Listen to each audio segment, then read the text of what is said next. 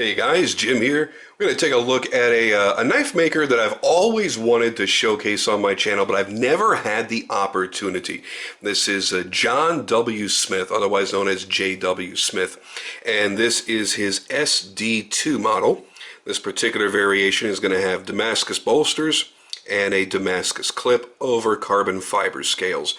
This is really a slick little knife, and one of the reasons I've always wanted to showcase one of his knives is the fact that you're looking at a guy who's a voting member of the Knife Makers Guild. He's got an extreme degree of quality, and he's very, very, very well known for his detail work and pretty much flawless perfection, and at affordable prices. Now, we all have to take that term, relatively against other custom knives of this ilk. He's very, very affordable. I could very easily point you in the direction of 10 other makers that would sell you this knife for $850, $1,000, $1,200, $1,300 or more. When in fact, I purchased this, and from a dealer, which means the dealer was able to make their profit, I purchased this for $650. Yep. Now, while that, yes, is a lot of money to spend on a pocket folding knife, again, you have to keep it relative in comparison to other custom knives of this similar quality. It is very affordable by being a few $100s less expensive than what other makers may charge you. Now, what I dig about this knife, even though, yes, it looks very simple, it's not quite as ornate as many of my other knives, I did gravitate toward this particular version because of the Damascus. So it is a bit fancier, but he has plenty of models of the SD-2 that are just plain titanium bolsters with G10 or carbon fiber scales, and they cost obviously a lot less. They're a great EDC knife. It is a fantastic size, great balance, great action.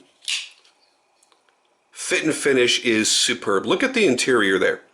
The titanium liners are beautifully jeweled. You don't need to do that, especially in this price range, especially in more of an EDC style knife, but he does. He puts the detail work in there. There is where his maker's mark is, so it's cleverly hidden and not junking up either side of the blade. Perfect lockup. I mean, really perfect lockup. He's got a nice bit of, and I really don't know what you want to call that. I want to call those scallops, because it's not jimping. The best way I can put it is he has scallops there, and it keeps your thumb from moving forward or back as you're disengaging the lock.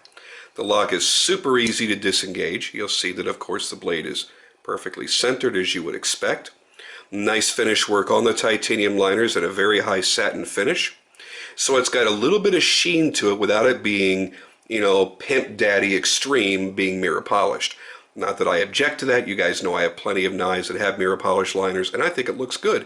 But on this knife, it's really more of a workhorse model that happens to be a little bit dolled up, and I love that. It gives me the best of both worlds. I've got kind of a showpiece that when I pull it out of my pocket, there's definitely some beautiful attributes that people can respect, but it's every bit as useful as a Sebenza. Look at this really well done hand rub satin finish. Damn near flawless. Nice aggressive top swedge on there. I'm wearing a red shirt, by the way, so you're going to see some reflection there because it's a very, very high satin. Really nicely done all the way around. This is a knife that I've kind of become addicted to. When I carry this knife, I tend to carry it for another day and another day and another day. When I tend to normally switch knives every day, sometimes multiple times per day, I really enjoy carrying this knife. I really enjoy playing with this knife. And I typically don't like knives that have thumb studs or thumb discs. Well, thumb studs I'm okay with, but a thumb disc I generally don't go for because most makers put them so far forward that if I want to open it manually, my thumb can't quite reach. Now, I've never really tried it with this one, but yeah, totally no problem. But this one, because of the action, I tend to put a little bit of pressure here and flick it. It is a perfect little flicker. Great action, locks up solid every time. The jimping is nice, but it's not overly effective. He's got a nice thumb ramp on there, so it does keep your thumb sort of in place. But again, this really isn't going to be that hard-use tactical knife. This is going to be more of the pull this out of your pocket and just cut random daily shit with it. It's not really made for going into battle. And, you know, and its size would dictate that as well. You've got a 3.5-inch blade. It's actually a 4-inch blade if you look at the actual blade stock from butt to tip. But exposed blade is 3.5 inches, a teeny tiny little bit less for cutting area. Overall length is 8 inches, so it really is the perfect size. He's got some nice palm swells in here, great ergonomics where it has the look more or less of a straight-bodied knife. However, the ergos are there just fine enough right here, nice little hump right there, that you do feel it fit comfortably locking into your hand. So again, you've got a knife that's perfectly suited for everyday activities. There's the carbon fiber backspacer, very clean, beautifully done, as you would expect from John W. Smith. Everything's done pretty much seamlessly. Nice bolsters. There's a little bit of space in between the bolster and the scale. Doesn't bother me. What he's done is he's made the scales thicker than the bolsters, and that's very, very common. And he has very nicely rounded off the edges of the scale, so you could tell this was done purposefully, not just, oh, I'm going to put a thick scale on here and a thin bolster, I don't really care how it comes out. He has very nicely contoured and radiused the edge of that scale, so you know that that was done as a purposeful choice. The Damascus is gorgeous. I'm assuming, and I could be incorrect in assuming this, but I'm assuming it's his own Damascus because he does make his own Damascus and has been doing so since 1999. So he's been making knives full-time since 1993. So here's a guy that's got a tremendous amount of experience. And what I can't figure out is, here's a guy that now does his own engraving. He works with all the most exotic materials, in ivories and Damascus, and he does his own gold inlays and mosaic pearl inlays, all kinds of file work and carving, and yet he's so underrated. Unless you're really into a hardcore group of knife collecting fiends, you're probably never going to hear his name. And I don't understand it. I don't understand why you don't have more people going absolutely apeshit over his products like you do when you hear somebody talk about, let's say, Jeremy Marsh or Tom Mayo or, you know, any of the hot makers that you can think of right now. There's some great makers that certainly have earned their right to be talked about. But so has he. And you just don't hear his name come up as often. Again, if you're in that circle of hardcore collectors, then yes, you know the name. People speak about him and speak very, very highly of him. But I'm speaking in generality. Somebody that may be just kind of a casual knife user or collector, or somebody that's just getting into it. And they start doing their research. Here's a name that may not pop up all too often, but absolutely deserves it. Beautiful work throughout. There is a lanyard hole here in the back. I haven't really felt a need to put a lanyard on this. It pops in and out of the pocket just fine because it's not a stupid deep carry pocket clip, so you can actually grab a hold of some of the knife to extract it from the pocket. So I haven't really felt a need for it. Nice detent on there too. Just sucks it in really, really well. Nice sculpted, contoured Damascus pocket clip. For those wondering, because I'm sure there are people that are afraid of having external components that are being handled being done in Damascus. You know, we're used to seeing Damascus blades, and well, for the most part, that's folded up. And, you know, you put a little bit of oil on there or whatever your routine is, and you're going to keep it from rusting or pitting. You know, everybody worries about a high carbon steel in Damascus, about it rusting. Well, here's an area that I'm touching all the time. Is this something that's going to corrode more easily?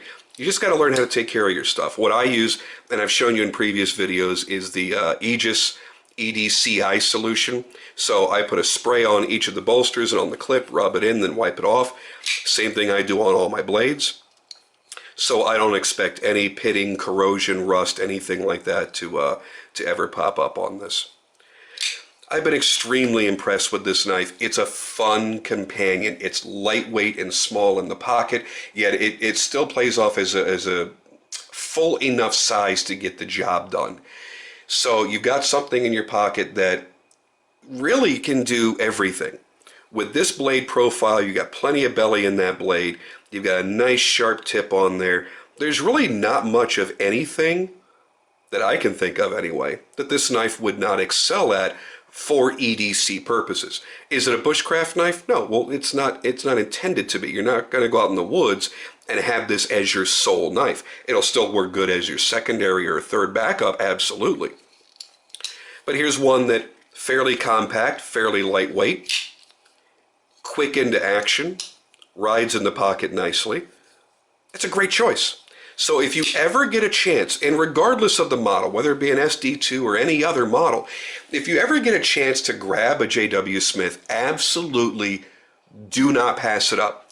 And you might even be a little bit off-put by the prices, going, well, you know, it's $500, because you could buy this in non-Damascus form for about 500 bucks. Well, 500 bucks, that sounds kind of cheap for a custom-made knife. You know, there must be something about it that's not that great. Trust me, get it, grab it, do it. Especially before they become more and more and more popular and people start gouging on the prices. I've never really seen anybody gouge on a John W. Smith. Now, maybe on some of the TAD collaborations, the ones that he's done with Triple Ut, yeah, maybe on some of those, mostly because they were kind of, you know, fancier. I think they had Westinghouse for scales, and they had zirconium bolsters and Damascus blades. So even out of the gate, they were kind of pricey. I don't remember what they were, maybe $1,200-1,300 bucks. But I could easily see somebody gouging on those. But run-of-the-mill product, I think it's because he's always putting out product. I don't know if there's ever a lull where you could go for months or years without seeing new product from him, and that certainly does help to keep that secondary market down. Don't pass him up. This is a knife that I truly, honestly believe everybody should have in their EDC rotation. And I don't even mean just for collectors to have in their collection, and there certainly are beautiful pieces to be had, but even the most basic model, you need to own one to carry it and love it and use it. You're talking, I mean, again, if we went pure basic, let's call this titanium, let's call that G10, you'd be just about maybe $100 more than a Sebenza. You know, I'm not going to knock Sebenzas. I love Sebenzas. I still have my favorite Sebenza. It will never leave my collection again. But this is, it's on a different level. And to know that it was truly hand-built, that's a very, very, very big deal. And from someone who has a wonderful standing in the Knife Makers Guild that does also make art knives. You know, he goes out to the AKI and he'll put out a knife that could have gold and gold inlays and gemstones and polished bodies and flutes and all kinds of crazy stuff that could sell for tens of thousands of dollars. This is a man that is capable of doing all of that. So when you own one of his knives, doesn't matter if it's a basic knife or it's an ornate knife, if it's a tactical folder, if it's an art knife, you know you've got something that is in the upper echelon of hand-built quality custom-made knives. This is not off of CNC, this is not off of water jet. He's doing his own stock removal, which, by the way, this is S35VN steel on this. I know I forgot to mention that earlier. You're looking at somebody that has the ability to do everything that can be done and do it all by hand. Again, that is not to knock someone who does use CNC or does use water jet. But when somebody can do it all by hand and puts that amount of time, because time is honestly the most expensive factor of custom knife making, and you're able to spend this little to get it, you should absolutely jump on it. He's a great maker, makes a great product.